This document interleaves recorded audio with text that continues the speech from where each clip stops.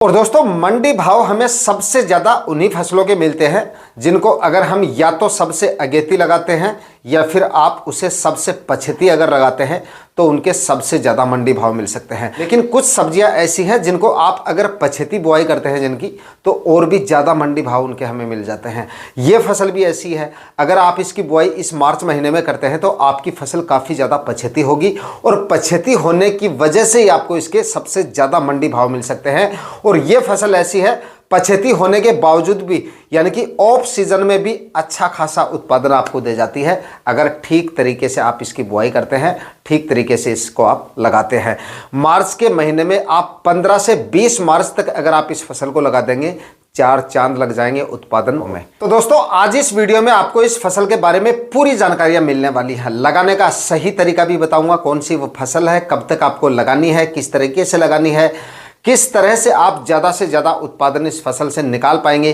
Complete जानकारियों के लिए वीडियो पे एंड तक आपको बने रहना है। और वीडियो अगर आपके लिए इंफॉर्मेटिव रहा तो इस वीडियो को लाइक और शेयर जरूर कर दीजिएगा। और जो किसान भाई चैनल पे नए हैं वो चैनल भी सब्सक्राइब कर लीजिएगा ताकि खेतीबाड़ी से रिलेटेड वीडियो सही समय पर सही जानकारियों के साथ आपको मिले। तो दोस्तों आज हम जिस फसल के बारे में बात करने वाले हैं वो है हरे धनिये की खेती। इस मार्च के महीने में किसान भाई हरा धनिया लगा सकते हैं और आने वाले दिनों में सब्जियों में सबसे ज़्यादा मंडी भाव इसके आपको मिल सकते हैं। 100, 125 या 150 रुपए तक के मंडी भाव आप लेके चल सकते हैं। इतने मंडी भाव आराम से आपको मिल जाएंगे और उत्पादन भी काफ़ी ज़ोरदार मिल जाता है। 1 एकड़ में किसान भाई अगर हरे धनिये की खेती करते हैं, अगर आप इसको सीजन में लगाते हैं तो और भी अच्छा उत्पादन मिलता है। अगर 2-3 बार अगर आपकी कटाई हो जाती है धनिये की, अगर ऐसी वैरायटियों का, अच्छी वैरायटियों का आप सिलेक्शन करते हैं तो करीब आप ये मानिए कि 25-30 क्विंटल उत्पादन आपको आराम से मिल जाता है। क्योंकि हरे धनिये की जब आप कटाई करते हैं तो उसका वजन काफ़ी ज़्यादा बैठता है। और अच्छी वैरायटियों का सिलेक्शन करते हैं तो 2 से 3 कटाई आपको आराम से मिल जाती है। एक कटाई में 10 से 15 क्विंटल उत्पादन आपको मिल जाता है। तो 3 कटाई अगर आपको मिलती हैं और 10 क्विंटल उत्पादन भी अगर आप लेकर चलते हैं तो 30 क्विंटल तक उत्पादन आपको आराम से मिल जाता है।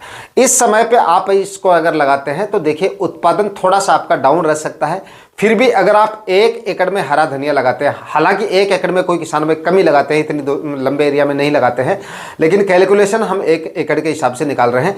1 एकड़ में किसान भाई इस समय पे इसको लगाते हैं तो आप करीब करीब 10 से 15 क्विंटल उत्पादन तो लेके चल सकते हैं। 15 क्विंटल उत्पादन मान लीजिए और 100 रुपए के मंडी भाव लेके चल सकते हैं।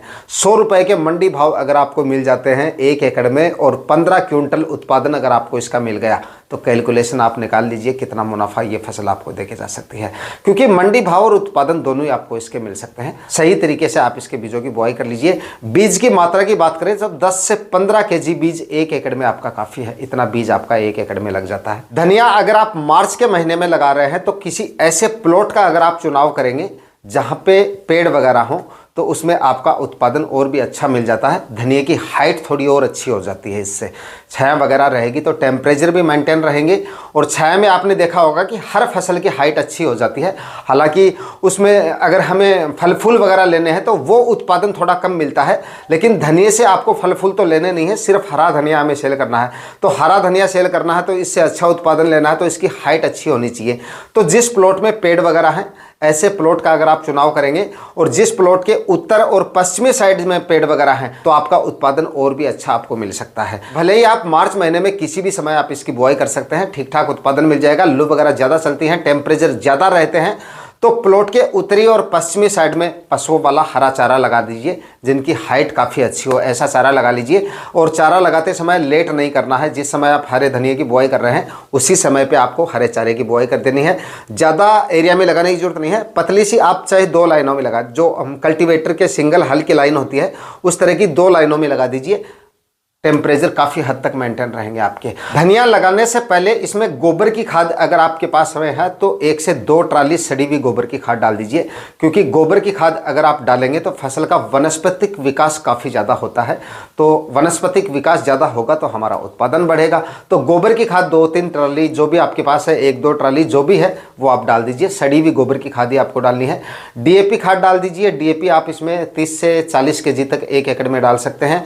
यूरिया खाद 25 केजी प्रति एकड़ के हिसाब से ये खाद उर्वरक आपको इसमें डालने हैं और कोई ज़्यादा खाद उर्वरक वगैरह डालने की जरूरत नहीं पड़ेगी। आखिरी कल्टीवेशन से पहले डाल के देसी हल, कल्टीवेटर या छिड़काव विधि से बुआई करेंगे तो वो ज़्यादा सही रहेगा। देसी हल या कल्टीवेटर से अगर करेंगे तो इसमें स्पेस थोड़ा ज़्यादा रह जाता है, तो उसमें उत्पादन आपका थोड़ा कम रहेगा। बाकी आप किसी भी तरीके से इसकी बीजों की बुआई करवा सकते हैं। बीजों के 2 भागों में टुकड़े कर लीजिए इस तरह से हाथ से मसल के, और उसके बाद में छिड़काव विधि से बीज डाल के ऊपर से सिंचाई कर दीजिए। बीजों का जमाव भी इस समय पे काफ़ी अच्छे से हो जाएगा, और लगभग आप ये मानिए कि बुआई के बाद में 30-35 दिन में आपको पहली हार्वेस्टिंग मिल जाएगी। मतलब थोड़े ही दिनों में आपको उत्पादन मिल जाएगा इसका। 30 से 35 दिन में आपकी कमाई चालू हो जाएगी। तो इस समय पे ज़्यादा मुनाफे वाली और बिल्कुल कम खर्चे में किसान भाई सब्जियां लगाना चाहते हैं तो बताई गई फसल का इस समय पे आप चुनाव कर सकते हैं और आने वाले दिनों में अच्छा उत्पादन ले सकते हैं। धनिया की अच्छी वैरायटियों का ही आपको सिलेक्शन करना है। एक तो आती है नामधारी की सुरभि वैरायटी, उसका आप सिलेक्शन कर सकते हैं। दोस्तों आज के वीडियो में इतना ही, मिलते हैं किसी और वीडियो में नए टॉपिक के साथ। तब तक के लिए जय हिंद, वंदे मातरम।